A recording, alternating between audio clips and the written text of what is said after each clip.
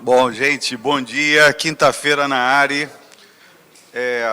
Vamos começar aqui o nosso estudo tradicional de quinta-feira. Eu queria dizer para vocês que para todo mundo e todo Israel, não desejo de shalom rav, shalom abundante. Hoje vocês vão ver nos noticiários, né, que em especial o Rio de Janeiro precisa de muita paz. Os assaltos, agora ônibus, subiram de patamar, né? Agora eles não só criam terror com tudo que criavam, estão soltando bombas dentro dos ônibus. Então, no Rio de Janeiro, Então as pessoas voltando do trabalho já eram assaltadas com tudo que tinha direito, agora tem bomba que fere todo mundo, quer dizer, é terrorismo, Então, que seja um desejo de shalom rav, de shalom abundante para todo mundo e para aqui, para o Rio de Janeiro, que a coisa, enfim, vai piorando. Bom, estamos aqui em Yom Kippur, né, após Yom Kippur, né, todos... esperançosamente todo mundo foi, né, foi perdoado, todo mundo se arrependeu, esperançosamente, né? Eu fiz a minha parte, Mas imaginem que logo depois de Yom Kippur, a gente já derrapou, né? Imagina, logo depois de Yom Kippur, a gente já derrapou, já errou novamente, né? E aí, né? O que a gente faz? Não, o Talmud nos aponta o caminho. Eu fui procurar ontem e o Talmud nos aponta o caminho, né? A gente não precisa esperar o ano próximo, Yamim Noraim próximo, Yom Kippur próximo, nenhum momento, olha, só naquele momento, né? Do Talmud, Rabi Eliezer diz o seguinte: arrependa-se um dia antes da sua morte. Aí os seus discípulos na mesma hora perguntam, mas será que alguém sabe o dia que morrerá? Aí Rabi Eliezer responde, mais uma razão para se arrepender hoje, para não morrer amanhã. Ou seja, que a gente esteja pronto a fazer de todos os dias para nos arrepender e pedir perdão. Tá? Bom, então, assim, os dias temíveis passaram, né? Os dias temíveis, bem colocado ali no post de alguém, não sei se foi teu ou da Kelita, né? Que realmente eram dias, né, e tensos. E a gente está agora se aproximando de um ciclo de muita alegria, né? Já tem açúcar aqui atrás, inclusive nas comunidades sefaraditas, os cantos, né? O Makama Shama, agora eu estava lendo sobre isso, que são ritmos alegres, né? A gente agora vai em ritmo alegria, com talvez o ápice Simchat Torah que está chegando, mas já num crescente de alegria. Bom, e com isso, com alegria, a gente tem o congregante amigo Raul, né, super ativo desse Minyan, de N outras frentes, N. Né, eu não sei contar nem quantas frentes ele trabalha e atua, quando aparece e quando não aparece. Né, e além da revista Dvarim, que ele cuida com muito carinho, e todos sabem da qualidade que a Dvarim tem, e se mantém, né, tantos anos, fazer com qualidade, com excelência, às vezes parece assim trivial, mas tenho certeza que não é. Bom, Raul, obrigado por se voluntariar, a palavra está contigo aí. Vezota Abraha. Obrigado. Desculpa aqui. Antes de começar o comentário, né, você falou que da cidade do Rio de Janeiro, eu queria fazer um comentário assim, antes do comentário da Torá, mais trivial, é que eu tenho nos últimos dias a impressão de que eu não estou mais no Rio de Janeiro. Parece que eu estou em Vancouver, uma cidade qualquer que tem uma mar bonito, mas não é o Rio. Você anda na rua, não tem mais ninguém andando com a camisa do Flamengo, cara, impressionante. Eu falo, aonde eu estou? Não é o Rio. Não, justamente por isso parece. Por isso parece. pessoal parou, não sei o que aconteceu. Então, mas eu tô antes. Pra cá poderia ser o Fluminense ter ganho ontem. A gente ganhou. Mas eu não falo como alguém que gosta do Fluminense. Peraí, mas a palavra está comigo, eu não Desculpa. dei para ninguém. Desculpa. E também fiz aniversário para o Gilberto, que faz anos hoje. Ontem, e em nome do Gilberto, que faz anos ontem, eu parabenizo todo mundo que faz anos esse ano, que é interessante. E agora vamos começar o comentário de uma parte mais séria, mas em homenagem ao avô da Carla, que faleceu um pouquinho antes dos Hagim, alguns dias antes. Foi no meio dos Hagim. E também ao Davi Gorodovitz, que é pai do Ricardo Gorodovitz, que foi um mestre para 2 gerações, no mínimo, da área, e é uma pessoa que nos trouxe o judaísmo muito quando eu era criança, né? Porque eu sou 10 anos mais velho que o Ricardo, quer dizer, o Ricardo... Então, enfim, eu era criança, e ele trouxe o judaísmo nessa época que a gente precisava dele de uma maneira muito delicada e tal, e foi maravilhoso. E é impossível deixar de pensar no Davi como uma figura quase paternal para todo mundo daquela geração. Para o Ricardo, um pouco mais. Um pouco.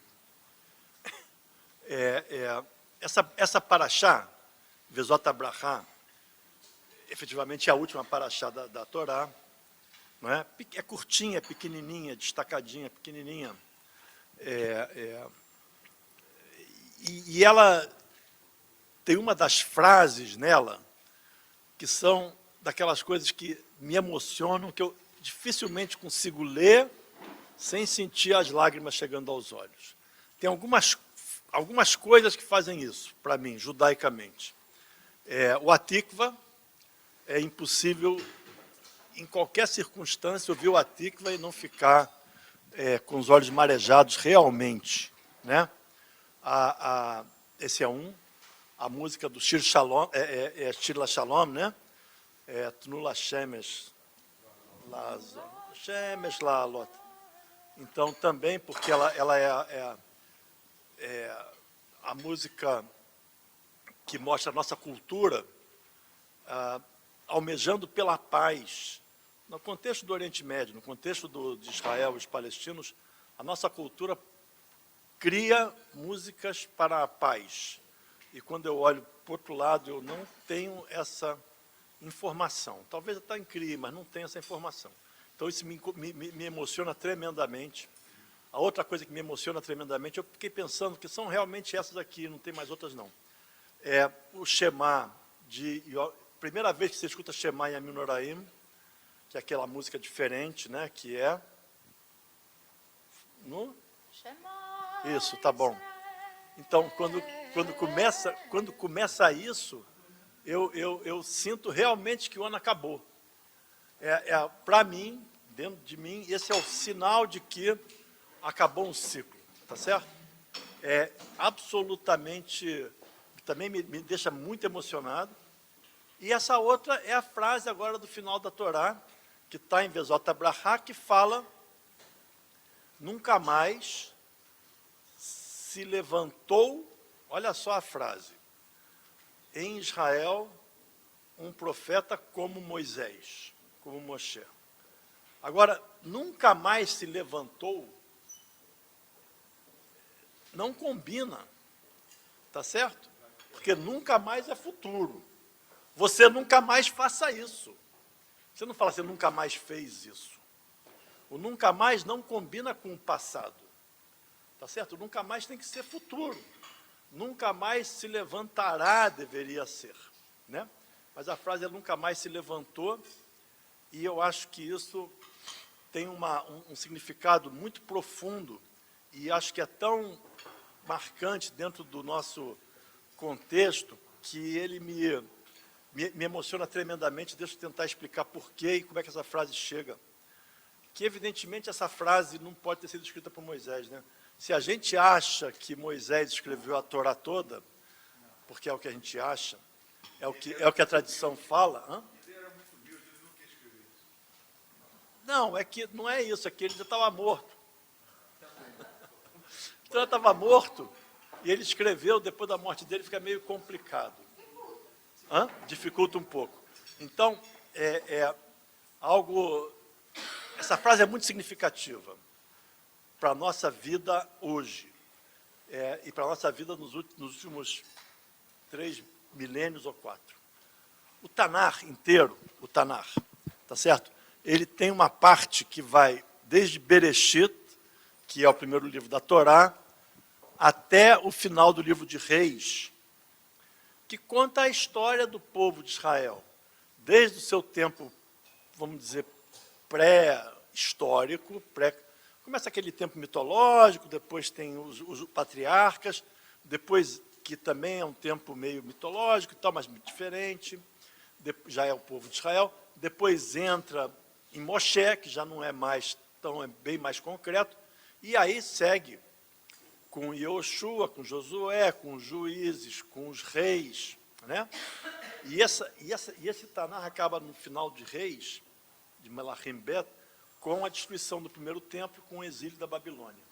Então você tem um pedação de história, você pode pegar esse livro, essa coleção de livros que vai desde Bereshit até o final de Reis, e é um contínuo, ok?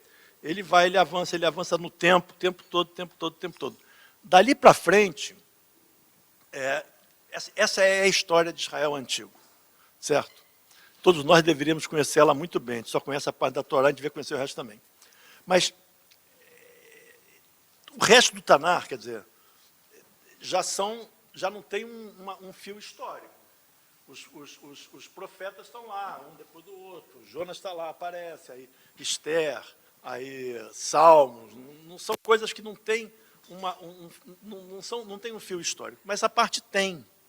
E aí você se pergunta, mas se essa parte tem um fio histórico, por que a gente corta ela na Torá e depois faz o resto da história no Tanar? Por que a Torá para ali, né? Tem uma barreira, que é a barreira da Torá. Porque, claramente, o final da Torá, a morte de Moisés, tá certo? Com essa linha de advertência colocada, porque Moisés acabou de morrer. Tá? A gente vai ler isso aqui, mas todo mundo já leu, não preciso repetir. Quem não leu tem que ler, né? Galera, tem que ler. Todo mundo já tem o livro, tem que ler. Você pode ler um pouquinho por dia, e no final de 7 anos você acaba a minha primeira parte. Não é complicado.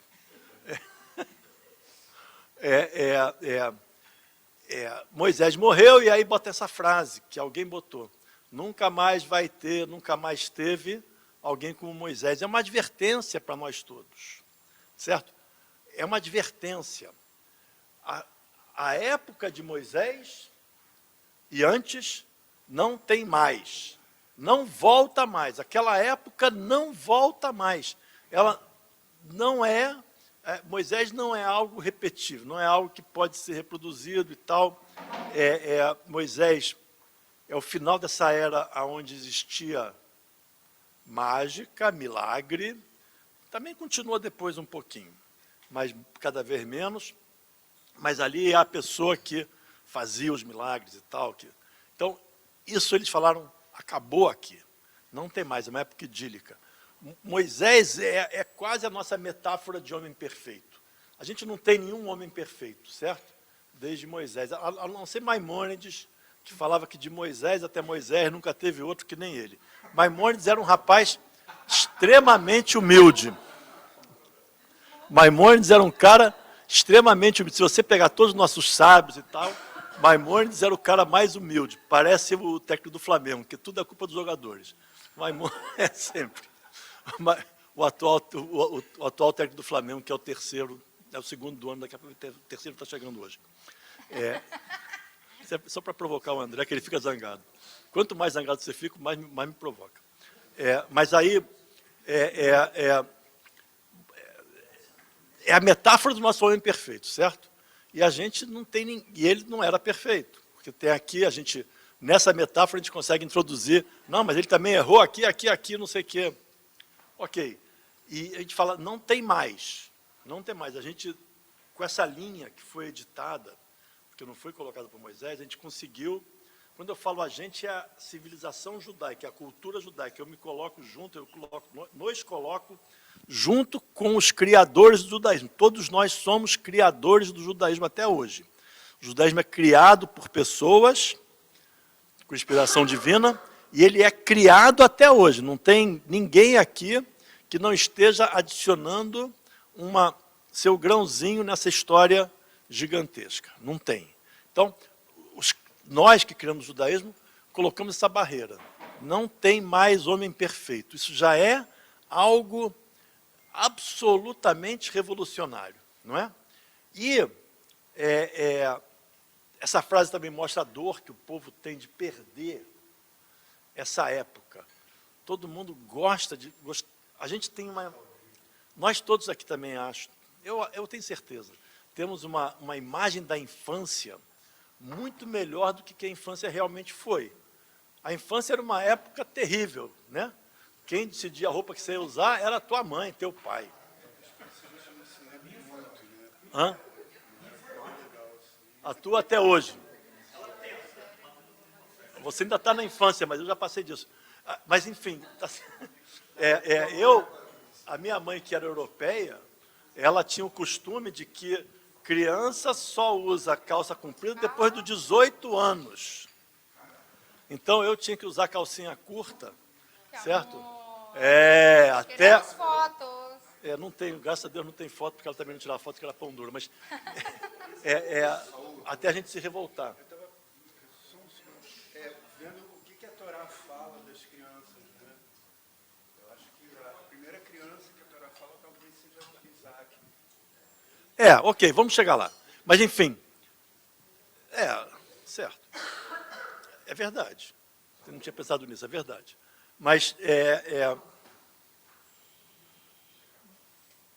Isaac, Isaac... A infância do Moisés também. Não, tem Ismael antes de Isaac, mas enfim. Vamos lá. Agora você isso vai para o outro trilho. A gente tem essa imagem da infância, sempre uma coisa muito boa, não sei o quê. Médio. Você não tomava decisão nenhuma, você comia o que todos os teus pais queriam, vestia, ia para onde os teus pais queriam, tua mãe estava com frio, você tinha que botar um casaco, não era assim? É assim. Até hoje. Tá certo? É isso. Então, por exemplo, ontem quando eu fui ao jogo, a Marina fala assim para mim, leva um casaquinho porque pode chover depois do jogo. Não. Eu falo assim, Marina, não vou levar, certo? Porque, tu não entende nada de Maracanã, não vou levar casaquinho nenhum. Não passei frio nenhum e estava chovendo. Quando eu saí, me molhei, olha que coisa chata. Depois tomei banho e continuei molhado. Muito bem. Aí, a infância não é essa coisa maravilhosa, mas a gente tem essa imagem da infância idílica e tal. E Moisés, essa fase, essa imagem que acabou, tem essa dor, tem esse traço, a gente agora passou para a vida adulta, naquela frase, né, como povo. Né?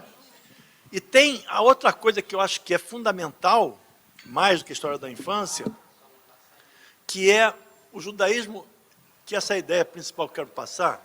O judaísmo é a história cultural, né, civilizacional, do afastamento do Deus interventor do nosso convívio. Tá certo? Vou repetir aqui. Não é o afastamento, a história do afastamento do homem de Deus. O homem que eu falo é o humano. Não é o afastamento do humano de Deus. Né? Porque Deus está presente. Isso aí, o mais racional aqui acha isso. Eu acho que sou eu, mas um deles. Deus está presente. Discuto isso todo mundo. Mas não sei o quê, mas por que Deus está presente? Ponto. A gente pode falar isso outro dia. Mas do Deus interventor. Esse Deus que intervém na natureza. Esse Deus que cria coisas não naturais. Esse Deus que faz milagres. Né?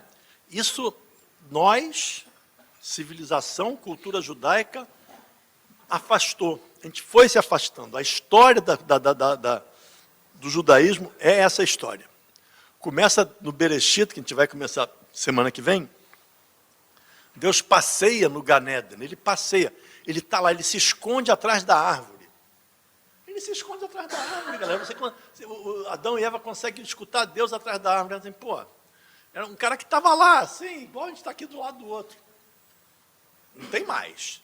Você não vê mais depois Deus descendo muito. Depois, na Torre de Babel, Deus desce para ver. Deus tem que descer para ver. Deus não tem nem um periscópiozinho para ver, ele tem que descer para ver. Depois, com Abrão, Deus conversa também com Abrão. Conversa. Ele está na história de Sodoma e Gomorra, Deus conversa com Abrão. Moisés não vê exatamente Deus. Moisés tem visões de Deus no arbusto, né? No Monte Sinai, quando ele recebe as tábuas da lei. Deus fala, você não pode me ver.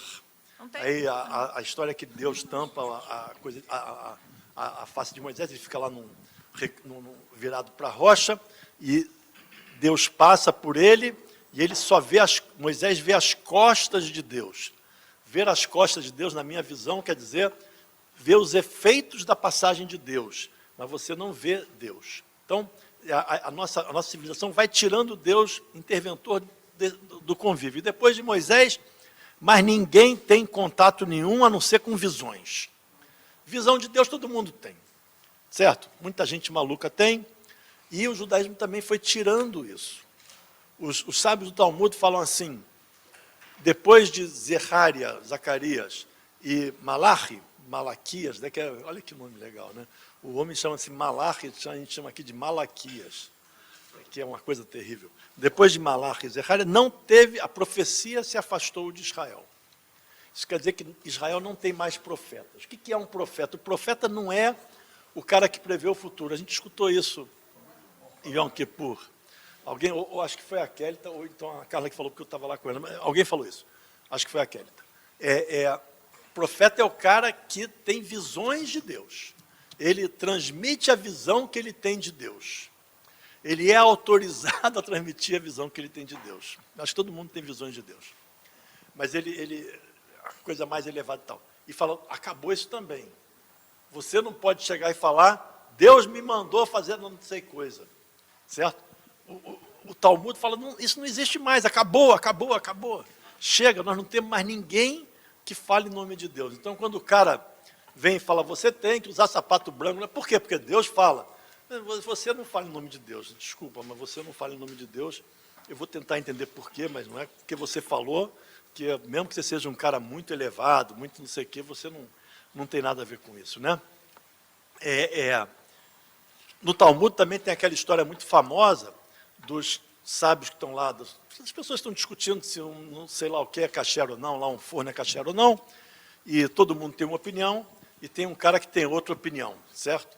É uma pessoa cujas opiniões estão divididas. Todo mundo acha que ele é um idiota, e ele não se acha idiota. Isso existe muito na humanidade. Eu, por exemplo, me acho ótimo e eu sou o único. Então, as opiniões sobre ele estão divididas. Mas ele é o único que tem essa opinião, todo mundo fala, escuta, você está errado, você está errado, está errado. Ele fala, eu estou certo. Para provar que eu estou certo, vou aqui pedir para Deus fazer, você vai tirar meu apoio. Vou pedir para Deus passar essa árvore que está plantada aqui para cá.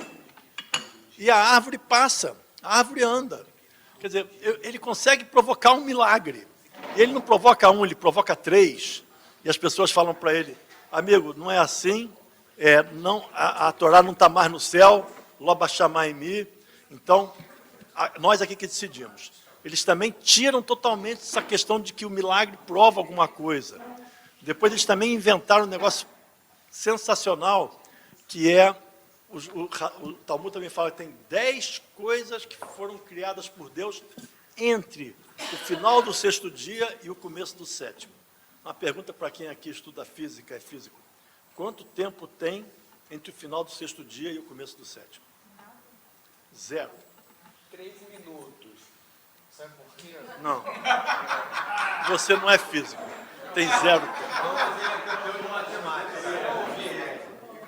Pelo amor de Deus. Peraí, microfone, dá o microfone para ele. Peraí, faz Vai a ser bom, vai explicação ser bom. aqui, por favor. Tá aí. Então, no calendário judaico, entre o pôr do sol, que é chamado em hebraico de esquiar, e o anoitecer, que é chamado de Tzeta Kohavim, tem um período de 13 minutos e meio chamado Ben Haneshamot, que não é nem um dia nem outro, é uma transição de uma data para outra. Então, Entre o final do sexto, logo entre o final do sexto dia e o final do sétimo dia, foi o Ben Nar Neshamot. Eu vou tentar achar isso em algum lugar, ver quem é que falou isso. Mas o cara que falou isso, ele de física não entendia nada. Entre o final do sexto dia e o sétimo dia não tem nada. Mesmo se tiver 13 minutos e meio, É pouco tempo. que é esquisito porque minuto é uma medida inventada na França há uns anos atrás. Dentro da cultura judaica. Mesmo se tiver 13 minutos, nesses 13 minutos e meio que o Beto falou, Deus criou 10 coisas mágicas, certo? Que estão na Torá. Uma delas é o bastão de Moisés, o outro é o burrinho que fala lá em Balac, o outro é não sei o quê, não sei o quê, não sei o quê. Inventou 10 coisas mágicas. Com isso, o que esses sábios do Talmud fizeram? Falaram assim, olha, todos esses milagres, a Torá tem milagre. Não tem milagre. Mas a Torá tem milagre. Eles falam, sim, mas aquilo foi um milagre específico, feito uma vez só e acabou. Então... Interessa, milagre. Interessa. Não, interessa porque assim... Não interessa, o que eu digo é, se fez uma vez. É isso, é milagre. Mas o que eles estão falando é o seguinte, não existe mais. Então a história da civilização judaica, da cultura judaica é o afastamento nosso no pensamento do Deus interventor. Né? Quando as pessoas falam aquela história, onde Deus estava na Shoah? Essa pergunta não faz sentido, porque Deus, mesmo se tivesse, não interveria. Então ele não pode intervir. O judaísmo tirou Deus a intervenção de Deus do nosso convívio. E esse pensamento aí, eu quero terminar aqui, esse é o foco desse comentário. Esse pensamento é fundamental para o desenvolvimento da humanidade. A não crença em milagres, em intervenção sobrenatural de Deus, é fundamental, porque o que ela provoca? O que ela provoca? Responsabilidade. Ela provoca o fato de que as coisas dependem de você, de nós coletivamente, de você. Você esperar, se Deus quiser. Se Deus quiser não é uma estratégia de negócio, né? Como aqui a Lorena ensina todo dia lá na fundação. Né? Tem gente que tem estratégia de negócio deles e torcer para que dê certo. Tem muita gente assim, não tem? Dá certo isso? Às vezes. Ganha, mas não muito. Raul, a Fernanda quer fazer um comentário em relação a que Moisés disse que Moisés teria visto Deus costas. Oi? Não, Fernanda, daqui a pouco, eu estou terminando aqui, só não, que eu estou terminando. Então, essa frasezinha que a gente lê hoje em Bezot Abraham, era o primeiro sinal que a gente tem de que o judaísmo estava se movendo nessa direção, de afastar a intervenção de Deus do convívio. O judaísmo abraçou isso muito fortemente, né? E eu acho que é uma das razões que faz com que a gente tenha força, prospere, porque a gente sabe que depende de nós. Depende de nós. A história que tem na Torá, da travessia do Mar Vermelho, quando o povo entra no mar e Deus levanta o braço, tem uma metáfora maravilhosa. São as duas coisas juntas. Tem a inspiração divina, a força divina, mas tem a tua agência, tem a tua ação, não é uma coisa só. Né? Então, eu realmente me emociono muito nessa frase, porque ela mostra essa virada cultural que nós demos, é muito nossa. É muito nossa. Pensa o número de milagres que as pessoas continuam vendo hoje, para cá e para lá. Você vai na televisão, você não vai na televisão. Eu até escutei um negócio, um motorista que falou uma música do Raul Seixas que fala: eu não leio jornal porque mentir sozinho, eu sei fazer, eu sei mentir sozinho, uma coisa assim. Mentir sozinho eu sou capaz. Mentir sozinho eu sou capaz. Então, eu não leio jornal. Você vê as coisas que as pessoas falam e as pessoas estão o tempo todo. Isso é um milagre, isso não podia ter acontecido. Eu discuti com um amigo que falou assim: não, a criação do Estado de Israel é um milagre. Como é que eles ganharam aquela guerra? Não pode ser, não dava. Eu falei, não é não. Não é não. Teve muito planejamento, muita ação histórica, muita coisa histórica. Então, essa lição que começa nessa frase, no meu modo de vida, no meu modo de ver, é fundamental e a gente tem que estar botando ela sempre na cabeça. Depende de nós. Com a inspiração divina, com o ensinamento divino. Bom, eu fiz um texto para o Ari News sobre essa questão do Moshe Rabbeinu, né? Do Moisés, que é o nosso mestre, que ensina, quer dizer, o que é a idolatria e o que é a adoração a Deus. Porque aí vocês têm que ler o texto e tal, mas o nosso Deus, eu li isso recentemente, eu já repeti muitas vezes aqui, que eu gostei muito disso, é um Deus que ensina, que nos dá, não só governa, mas basicamente ensina. Por isso o nosso maior ídolo é um professor. Rabbeinu quer dizer nosso professor. A gente não tem Alexandre o Grande, a gente tem Moshe Rabbeinu, nosso professor. Muito bom. Seu texto foi muito bom mesmo. Muito bom. Agora a Fernanda vai falar sobre Moisés. Raul, brigadíssimo. Tem um lindo aqui que a Cláudia te mandou. A mensagem realmente é linda, né? Que a gente teve essa virada fantástica. Vamos aqui passar para a Cláudia, depois para o Uran, e assim vamos fazendo a nossa sequência. Desculpa. Falei Cláudia, é Fernanda. Olhei para a Fernanda e falei Cláudia. Por favor. É porque você está falando sobre o fato de que Moisés não teria visto Deus. E eu tinha lido em vários... só a passagem, né, pelas costas e tal. E eu tinha me chamado a atenção que em vários trechos da Torá está falando que Deus esteve face a face com Moshe, né?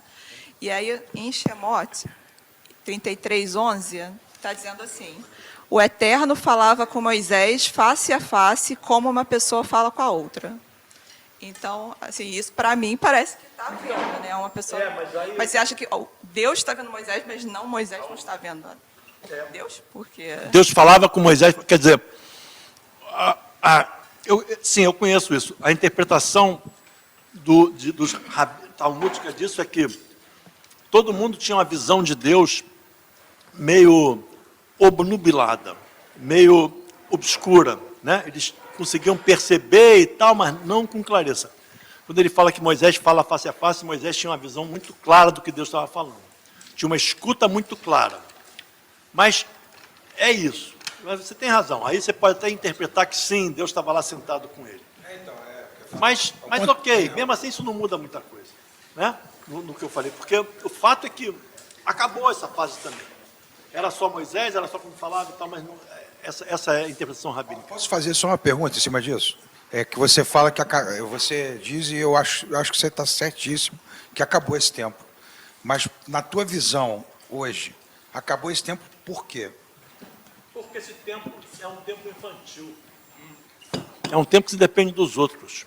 Você não consegue construir uma sociedade, uma civilização, dependendo de um outro, certo? Se você tiver essa dependência vai acabar passando para alguém. Vai acabar passando para alguém físico, com poder ditatorial, com poder de mandar, com poder de tudo, certo? De escravizar. Então, eu acho que isso não tem nada a ver com fé, com falta de fé, com nada disso. Não, a fé é totalmente mantida. A fé, inclusive, é muito mais forte para algo que você não vê. Sim. Se você vê, eu não tenho fé que isso aqui está aqui, eu sei que ele está aqui. Só estou fazendo uma pergunta. Não, eu entendo. A fé é totalmente mantida. A fé é muito mais posta à prova quando você acredita numa coisa que você não tem materialidade, né? E tirar a materialidade e a manifestação física dessa materialidade, né? Que é essa questão de tirar a intervenção de Deus da nossa história, é algo muito importante. A Janete, que está em casa porque falou que estava muito vento para vir e tal, sempre fala que ela fica assim meio incomodada quando falam dos valores cristãos, judaico-cristãos. Não porque eles não existam, mas ela fala porque tem uma diferença muito forte entre o cristianismo e o judaísmo. E essa diferença é essa, né? O fato de que a gente realmente não acha que ninguém é representante de Deus. O nosso padre não é um representante de Deus, ele é um professor igual a todo mundo, igual aos outros professores. Aqui o Richard Gabriel Richard, né? Ele também é professor, não sei o quê.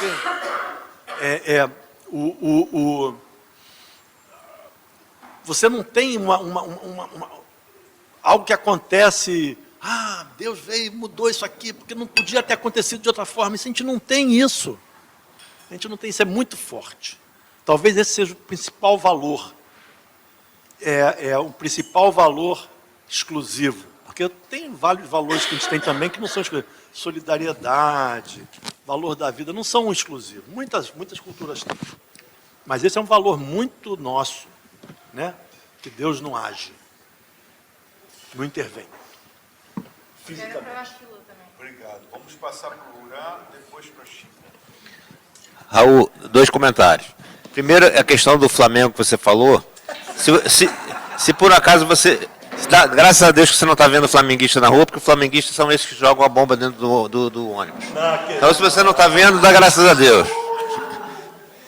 A segunda coisa é a questão de milagre. Acho que muitas vezes o milagre cada um vê um jeito, uma coisa do milagre.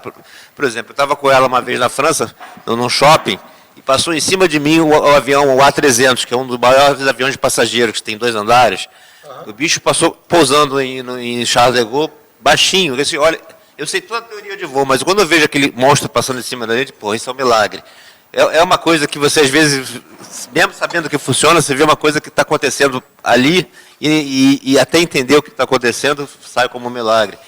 E nos livros não dão detalhes, né? Um cajado virou uma cobra, às vezes é só uma história, mas deve ter acontecido mais alguma coisa para eles descreverem isso como milagre. E muitas vezes vai na visão do momento da pessoa, daquilo que está acontecendo. Depois a gente para pensar, não, tem uma asa, tem uma teoria física, não sei o que faz 200 toneladas passar em cima de você, ali baixinho, e sem ter nenhum problema.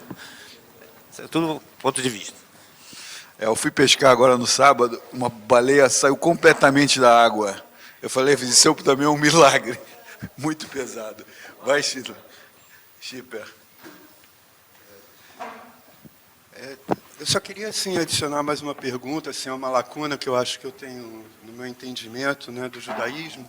Eu acho que talvez se relacione também com algumas coisas que eu tenho ouvido, né, nesses estudos, como o Raul trouxe agora, dessa questão do Deus que intervém na nossa vida ou não. Eu me lembro que eu assistia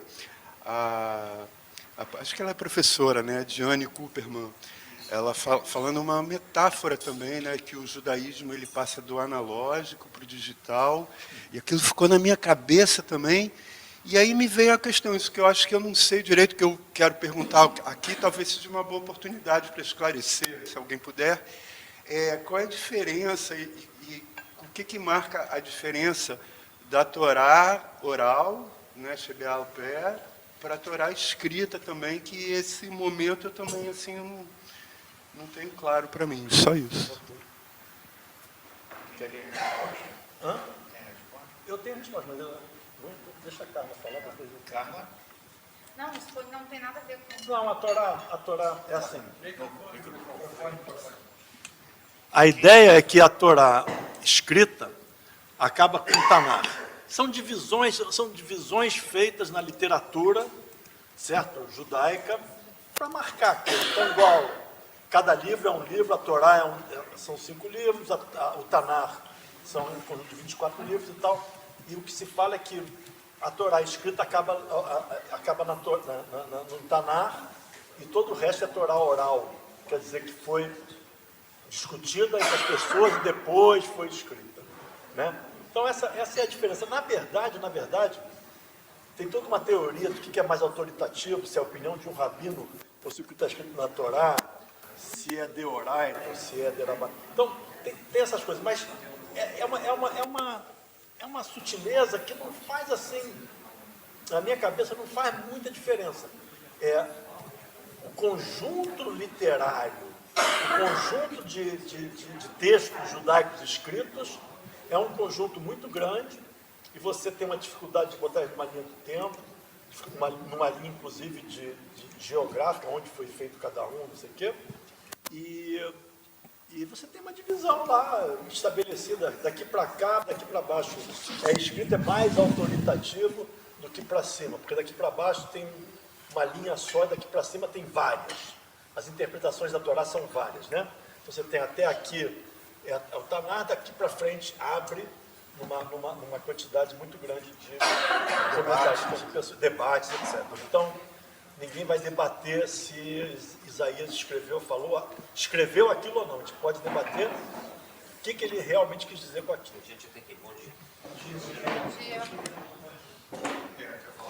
Tem um aspecto judaico, até que já falei sobre isso aqui no Minhano. Tem um aspecto judaico que talvez seja das minhas coisas favoritas dentro do judaísmo. Nenhum dos nossos, vamos chamar, personagens, não sei, se alguém tiver... Se alguém tiver uma palavra melhor, eu agradeço.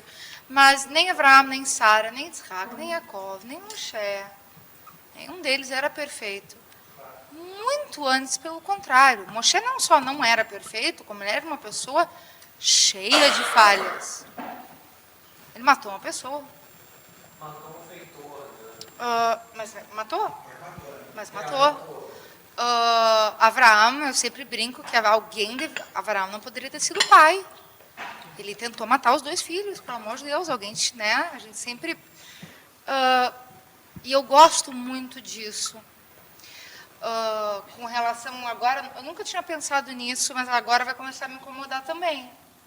A coisa dos valores judaico-cristãos.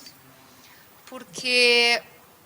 Bom, nós estamos numa mesa que eu posso falar isso com conforto, porque eu estou numa mesa sentada numa sinagoga, e não num lugar onde eu tenho que ser politicamente correta. Então, não vou ser politicamente correta. Eu moro... Tenho vista para o Cristo Redentor. É lindo, maravilhoso. É uma das 7 maravilhas do mundo moderno. Mas teve mais de uma vez na minha vida, assim, recentemente, que alguma coisa aconteceu, ou que eu tive que ajudar meu filho a compreender algum valor, que, por sinal, já entra a discutir que não existe homem perfeito, isso aí tem que ser debatido. Eu conheço um. Meu filho, é óbvio, né? Fazendo um parênteses, já que a maior prova que Jesus era judeu era que a mãe dele achava que ele era Deus e ele achava que a mãe era virgem. Isso. Seguindo. Deve ser muito, muito, muito difícil ter como aquele teu modelo, aquele teu personagem, ser uma pessoa que não tem falhas, porque Jesus não tem falhas, né? E os nossos, todos têm falhas. E eu acho isso sensacional, porque isso não só humaniza, isso faz com que a gente consiga chegar mais perto. Eu nunca vou ser Moshe. Moshe era perfeito. Não era. Avraham era perfeito. Não era. Sara era perfeita. Não, ninguém era perfeito. E eu acho que esse é um dos grandes acertos do judaísmo, porque a gente, estou falando de nós aqui nessa mesa, porque eu já vi colocações diferentes dessas em outros ambientes judaicos. A gente não senta aqui no nosso minyan e dizer, não, mas Avraham era maravilhoso. Não, a gente traz a real, porque eu já vi numa reunião uma vez em Porto Alegre, não, porque na verdade Sara mandou o filho da Hagar e o Ismael, porque ele batia no Yitzhak. E eu disse, onde é que isso está escrito? A gente não tem problema de admitir os erros dos nossos... De novo, sempre me falta a palavra, eu não sei nem como chamar. Nem como chamar as figuras que estão... Os nossos o quê? Os nossos santos não são santos. Os nossos santos são falíveis. Santo é Deus. E era isso. Raul, parabéns pelo estudo maravilhoso, como sempre. Obrigado, Carla. Vamos aproveitar que a Cláudia Girotti vai ter que entrar numa reunião, mas ela ainda está aqui. E também tem o Gustavo Zimmermann. Temos aqui meu amigo, aqui ao meu lado, e também Zeca para falar. Então, 4 pessoas e 9h31. 5 pessoas. Vamos até 9h40. Vamos lá. Cláudia, por favor. Eu vou falar. Está ouvindo? Ouvindo um pouco abafado, você está dentro de uma caixa, assim, vamos ver. Mas dá para escutar. Vamos lá. Não, era para o que ela, a questão da gente não ser perfeita, de passar por esse curso, eu acho que é um dia que lembra que não é perfeito, a gente convidar a lembrar das nossas necessidades, das nossas correções. E eu acho isso muito válido e eu concordo com a Janete, com o Raul, o Daí, o resultado que eles são muito. E aqui a gente validando que eles falam que tem condição incorreta, mas eu acho muito do que a gente tem na população antiga, vem para aquele tipo, né? Então, diferenças razoáveis entre o judaico católico, da Constituição, e eu acho que a exposição do povo é maravilhosa, exatamente. Tá certo, Cláudia. Mas, na verdade, assim, eu peço desculpa que a gente pouco escutou, porque está o som abafado aqui na sinagoga. Mas eu tenho certeza absoluta que são palavras sábias. Tenho certeza absoluta. Bom. Por favor, vamos passar aqui ao Bruno. Bom, falando... Tá funcionando? Estou falando direitinho? Eu tinha... Bom, é a primeira vez que eu falo aqui, então já estou assim, muito animado. Eu adorei a fala e me deu uma percepção, caiu uma ficha, que esse momento, né, no qual a Torá se encerra, é o momento em que a liberdade está entregue, a gente chegou até a terra que foi prometida, a promessa foi cumprida, e digamos assim, o recibo, que é a Torá, está lá. Né? Nada nos foi permitido sem que a gente tivesse que responder por isso. E o interessante assim, não só o elemento de assumir essa responsabilidade por nós mesmos, também corresponde a uma ideia de que aquilo que precisava ser dito está lá, e é uma coisa fantástica, né? Aí eu vou entrar também no bonde do não existe o judaico-cristão, porque nós agradecemos os mandamentos que nós cumprimos. Né? A gente, quando criança, eu pensava numa cabeça bem assimilada, ficava, eu tenho que fazer isso, eu tenho que fazer aquilo, que saco. Né? Isso dirime a minha liberdade. E crescendo, me reaproximando do judaísmo, não, a gente agradece que a gente faz essas coisas, porque elas nos fortalecem e a gente tem a oportunidade de cumprir a nossa parte do acordo. Então, nenhuma liberdade vem sem responsabilidades, e a liberdade não é a ausência de leis, mas é a equanimidade perante as leis. E, nesse sentido, é como se a Torá estivesse dizendo, bom, daqui para frente, não só a nossa responsabilidade, como a gente vai ver as pessoas se desvendo da Torá, os Neviim vão dizer, temos que conduzir esse caminho, mas é uma história de reis, né, perversos. Aqueles que são bons cometem crimes absurdos, né? Nós temos essa plena noção, essa plena ciência de que os humanos são falhos, e não só os nossos protagonistas falam os seus defeitos, mas eles são loucamente enfatizados, né? Traição de Jacó é assim assunto, né, para várias parachotes. E eu sinto isso, a sensação de que, mesmo que a gente tenha um rei político, ele precisa ser submetido às mesmas regras de todos. E eu acho que a função dos Neviim é muito essa, né, a de contestar as nossas lideranças. E, para mim, o comovente é que, encerrada a Torá, a gente chegou à nossa terra, nós sabemos, as mitzvot estão lá, nós sabemos o que nós devemos seguir, e daqui para frente, tudo que nós não seguirmos não será conestado, será responsável perante algum juízo. Que eu acho que legal isso, né? Porque você, quando criança, na infância, né, você não é responsável pelas suas ações, e aí a gente chega na vida adulta. Tem um elemento até psicanalítico nisso, mas eu não vou entrar porque eu não sou especialista. Muito bom. Só para complementar assim rapidinho, mas não precisa dar no microfone. Quem não leu esse final da Torá, só esse último finalzinho, uma página, nem uma página. Lê. Depois que Moisés acaba de fazer todas as brachot, todas as tribos, aí Deus pegou, Moisés morreu, e Deus enterrou Moisés. Lê esse negócio com calma, mas não lê no celular apressado. Senta, bota uma luz boa, mas não muito forte, e lê. É muito interessante. Olha, com calma. Vamos, além de ler a Parashá, ler também a Haftará, tem uma relevância. Eu tinha para falar sobre Hazak Vemat, que tem super presente na Haftará. Hazak Vemat é a Shomera Tzayu, né? Vamos lá. Zimmermann, você quer entrar, depois passa o Zeca, depois Editon. Zimmermann. Não, Zimmermann vai falar de Miami. Como vai, Zimmermann? Tudo bem? Só uma adição nessa questão do judaico-cristão.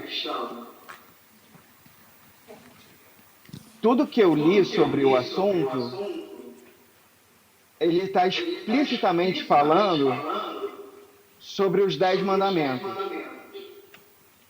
Esses são os valores judaicos-cristãos, que são incomum, mas criados pelo judaísmo e difundido muito mais pelo cristianismo. E é essa que é considerado os valores judaicos-cristãos.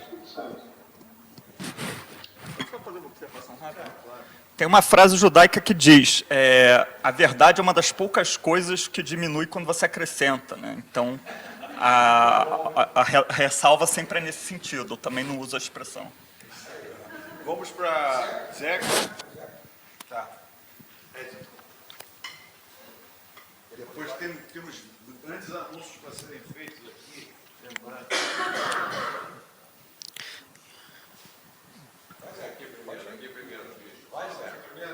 Isso.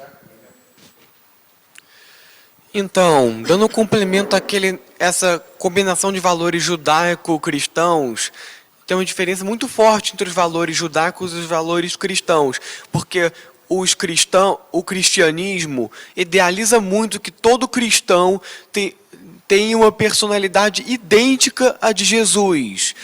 Isso tipo, não é praticamente quase impossível. Entendeu? Já o judeu, o importante não é a personalidade dentro do coração, mas sim a prática das observâncias, a prática das mitzvot.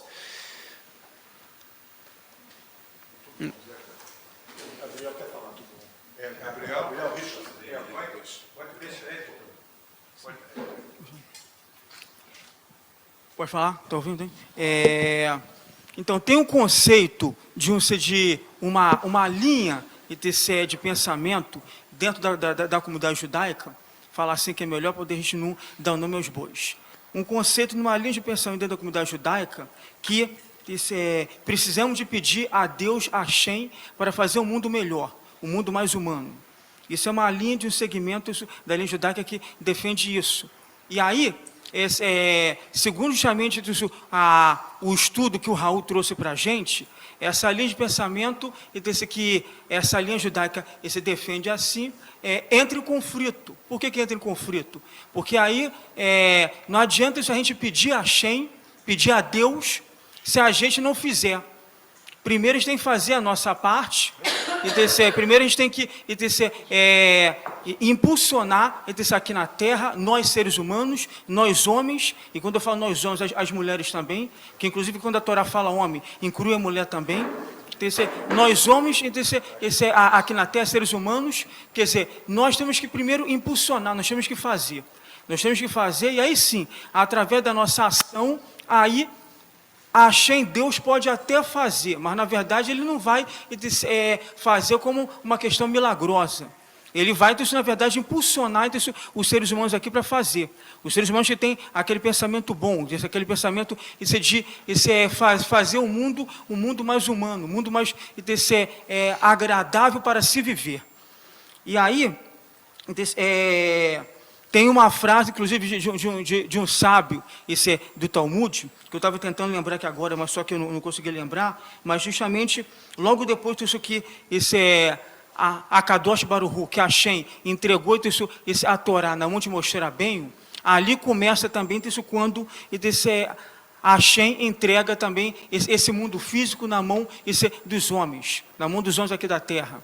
E justamente isso para poder a gente plantar a semente isso do bem, a semente do bem, a semente da fraternidade, a semente de uma humanidade feliz, uma humanidade sem violência, uma humanidade mais aberta para o novo, para o diferente. Quer dizer, porque justamente isso, hoje, trazendo isso para os dias de hoje, em 2023, no calendário gregoriano, no nosso ano novo, 5.684, hoje, a humanidade hoje ela não está trabalhando novo, está trabalhando justamente sempre, está trabalhando justamente a mesma coisa que as pessoas perversas, no passado, praticavam e defendiam. E hoje, isso justamente, a gente mostra que nos dias de hoje a humanidade não mudou, a humanidade não foi para frente. Pelo contrário, a humanidade já está regredindo, a humanidade só não está avançando. E justamente o judaísmo, ele mostra para a gente que a gente tem que trabalhar pelo novo, trabalhar pelo diferente. E trabalhando pelo novo, a gente vai trabalhar para uma humanidade melhor, trabalhando pelo novo, a gente vai trabalhar para uma humanidade mais fraterna, trabalhando pelo novo, a gente vai trabalhar para uma humanidade que tem mais amor, uma humanidade mais próspera, e assim uma humanidade mais igualitária para todos os seres humanos, todos homens e mulheres, e viverem bem nesse mundo físico aqui na face da Terra. É isso.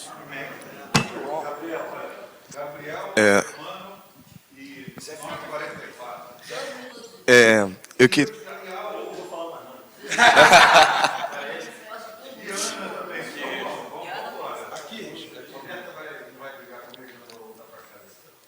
eu já estou aqui com o microfone, obrigado.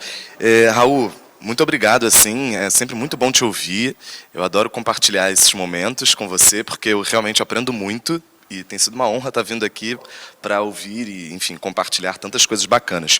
E aí, ontem, eu sentei e li a Parashá e fui pesquisar assim, em sites interessantes, né? O Sefaria, o My Jewish Learning, que tem alguns artigos muito legais. E aí, dentre os vários textos que eu acabei tendo contato depois da leitura da Parashá, tem um que sugere uma coisa... Aliás, ele traz, né, a perspectiva de Rashi, né? Esse comentarista medieval, da França medieval, e que eu achei muito bacana, assim, porque a Parashá é Vezot Abrahá, né? E esta é a bênção. E aí ele vai trazer, no comentário, uma perspectiva de Hillel, né? Que tem aquela parte do Pirkei Avot, né? A ética dos pais, ou a ética dos ancestrais, que diz, se eu não for por mim, quem é por mim? Né? E aí Moshe, ele vai falar, né, ao povo, desde o Sinai até esse momento, né, final. Então é muito interessante, porque ele vai dizer, né, a responsabilidade dele para com o povo de Israel. Então, ele está ali se colocando nessa posição de liderança. Né? E tem a outra parte, né, que diz que ele faz as bênçãos, né, justamente antes da sua morte. E aí poderíamos conectar, né, e a Irash sugere isso, se não agora, quando? Né? E aí eu achei isso muito bonito, e eu queria muito compartilhar isso com vocês, porque eu fiquei, caraca, Rashi traz essa perspectiva para nós entendermos melhor essa Parashá, mas a gente poderia aplicar isso em muitas facetas da nossa vida no hoje. Né? E aí, por fim, você já tinha comentado sobre isso, né? O final dessa Parashá termina com a menção de que Moshe é o Rabbeinu, né? Moshe Rabbeinu é o nosso professor. E eu acho que isso é muito forte, porque está na Torá, né? E isso inspira princípios e valores que vão ser, né, passados de geração a geração e que nos inspira hoje também. E eu acho que faz a gente pensar também sobre essa profissão, né? Sobre a profissão de ser professor, de ser professora, né? Moshe tem essa representação, Moshe tem essa figura, e acho que nós deveríamos pensar muito, né, no papel do professor, no papel da professora, no papel do educador, no papel da educadora na sociedade, né? E quando a gente está falando de judaísmo, isso é fundamental porque a gente tem isso na nossa fonte primária, né, que é a Torá. Enfim, só esse comentário mesmo, compartilhando um pouco esses insights. Olha, Obrigado. agradecer essa contribuição e de todos, são contribuições maravilhosas que estão dando aqui hoje. Eu vou tomar a liberdade de tomar um foco um pouco diferente. Eu respeito muito o meu amigo Raul nas suas colocações, mas eu às vezes me perco um pouco no seu pensamento. E eu queria dizer que o que nós fazemos aqui, para mim, é profundamente judaico. Nós estamos, no fundo, aqui, na realidade, estudando a Torá.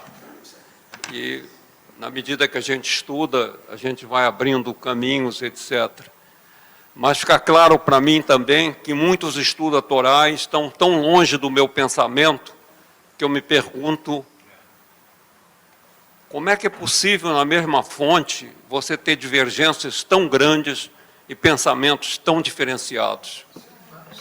E a grande lição que eu acho que a gente tem que ter é conviver com essas diferenças. Depois que o Tanar terminou e foram colocando as nossas regras, eu me lembro que de manhã, quando eu acordo, eu agradeço a Deus que acordei. Que coisa estranha. Eu tenho uma dificuldade enorme de entender quem é Deus, mas, no entanto, quando eu acordo, eu agradeço. Quando eu vou lavar a mão, eu digo que Deus mandou lavar a mão. Eu tenho a humildade de dizer que a minha capacidade de entender as coisas é extremamente limitada.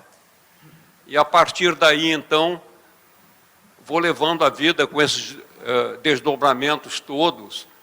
E, como diz o amigo Raul, Deus já não está mais presente aqui na nossa conversa. Presente sim. Presente lá em cima. Ele não intervém fisicamente, ele não vai fazer café. Bom, que seja isso, quer dizer, que a gente consiga levar um caminho de paz e boa vontade com todos. Olha, vamos finalizando. O Raul. Ana, por favor, a palavra. Obrigado, Germano. Não, rapidamente algumas questões que todos vocês colocaram, em especial o Raul. Eu acho que a gente, quando você fala em professor, a gente tem que entender que é aquele professor que tem uma turma como essa que nós temos aqui, em que todos têm o direito de falar, de colocar suas ideias, como tão bem o Germano falou. Que a gente tem que pensar e entender que existem professores e professores, como existem pessoas e pessoas, né? Nem todo mundo é de um modo ou de outro. Uma outra questão que eu acho importante é quando se fala na Torá, né, se pensar que é um livro que não é escrito no tempo presente, ou seja, nós não estamos hoje, é como se nós não estivéssemos hoje aqui escrevendo. É um livro que foi escrito a partir de uma narrativa de memória, né?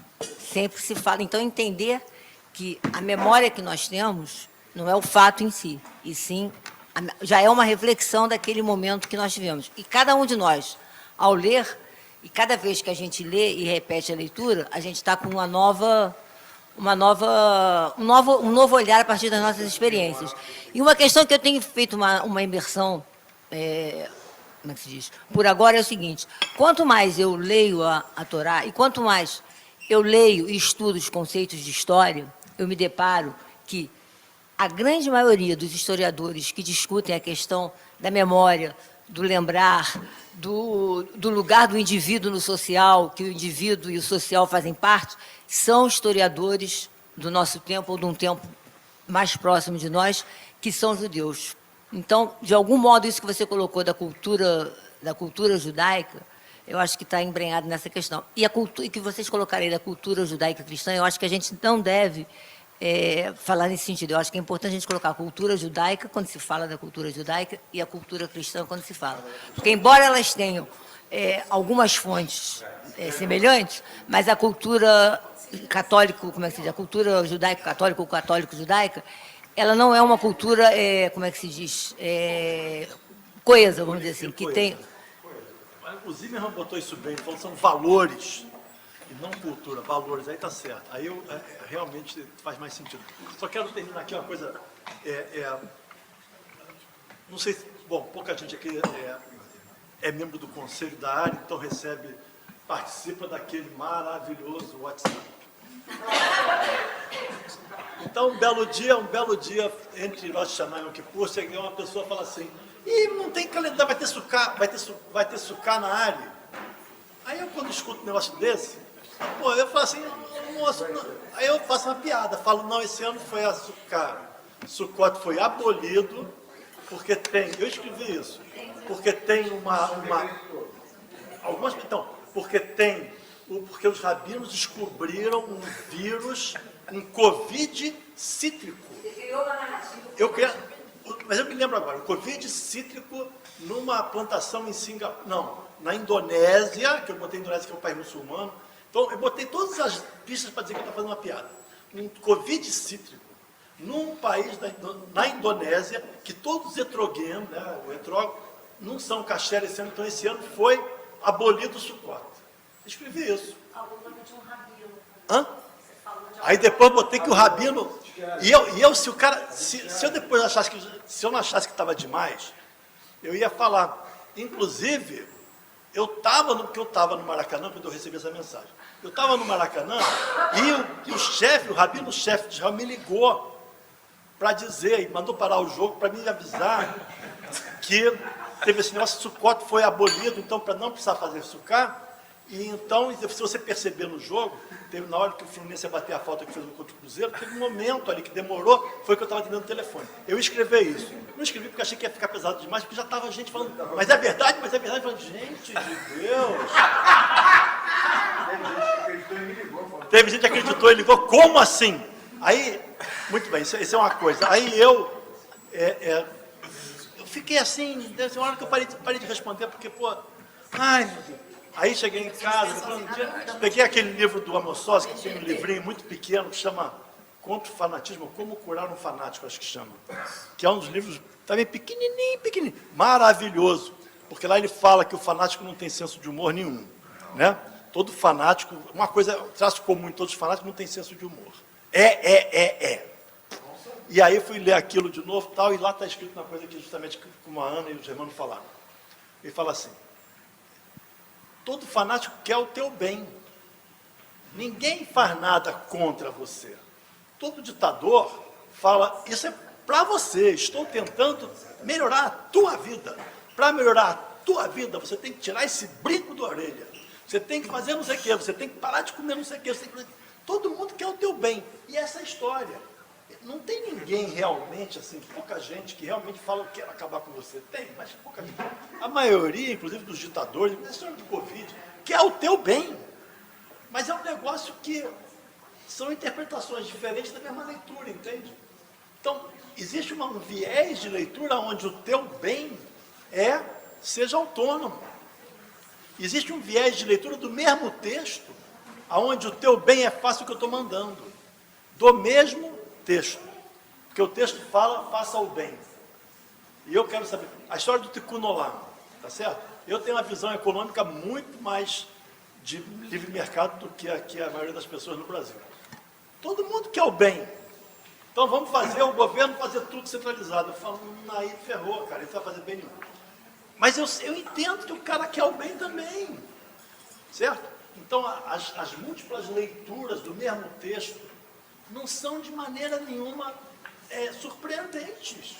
Cada um lê diferente do texto, porque cada um de nós é diferente. É o que a liberdade faz. Então, sim, tem gente que lê a Torá e deriva conclusões tremendas. Tem gente que lê a Torá e deriva conclusões que a gente acha boas, mas pode ser que as deles tenham certo. Não sei, eu sei que serve para mim, entende? A leitura múltipla do mesmo texto não deve surpreender. E a cada nova leitura é uma nova significação. Eu acho que também, se você traz um texto... Não, é só observação, porque uma leitura diferente do Tanar é uma questão a ser debatida, mas se você trata o Tanar como um preâmbulo para uma outra coisa que vai vir, a sua ótica tem que ser diferente, porque ela só vai fazer sentido para aquele, né, novo texto que está sendo acrescentado. Eu acho que é nesse sentido. Né? Mas eu falo no mesmo texto. Não, é exatamente. Aí o trabalho de memória que eu acho importante, da gente ter 3 opiniões para cada 2 judeus. Mas é aquele texto, ele não está sendo colocado como apenso de uma outra coisa que vai explicar o que veio antes. Sabe que esse 3 é metafórico, porque são muito mais que 3. Gente, Vitor, 9h50, passar semana a palavra que vem. ao aniversariante da semana, o qual a gente quer mandar assim, um enorme parabéns. Por isso que eu peguei no microfone. Eu sei, mas é uma falta a gente não ter um bolinho aqui para você, mas a gente tem aqui o... Fica para semana que vem. O bolo fica para semana que vem. Foi essa semana... Não adianta porque o meu. Porque já foi. Vamos dividir. Ok. Tá bom. Divide o bolo. O bolo também. Não, eu sugiro começar... Peraí. Divide 2 bolos. Não, mas vou passar o pix. Eu compro e vou passar o pix para ele. Tá certo. Sugiro começarmos semana que vem às 7. Porque senão não dá, meu irmão. 10 horas da noite. Então, olha, Hag Sameach, e aqui temos aqui uma programação de Sukkot que começa hoje à tarde. Mauro Lander, não, o Rabinato voltou atrás, descobriu uma plantação.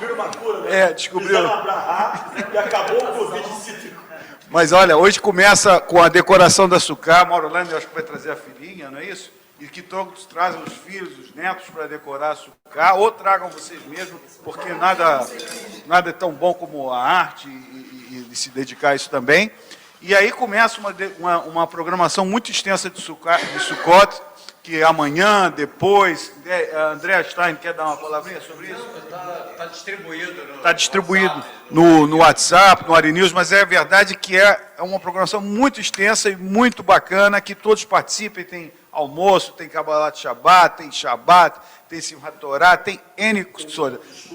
Tem estudo. Enfim, então, por favor, vamos estar aqui na nossa sinagoga, Beit HaKnesset, né? Casa de encontro, muito aqui, tem muitos dias para se encontrar. E desde já convido a todos que puderem para estar no dia 2, segunda-feira, na Sukkah, na PUC, Sukkah. junto com o Rabino Sérgio, já é uma tradição nossa. Sukkah da Acolhida. Sukkah da Acolhida da PUC também, dia... Segunda-feira, dia 2. Segunda-feira, dia 2, na 11. Quem descobriu a cura pro Covid cítrico foi o Bom, gente, então é isso aí. Olha, grande abraço a todos e que a gente comece 7 horas, que realmente está merecendo.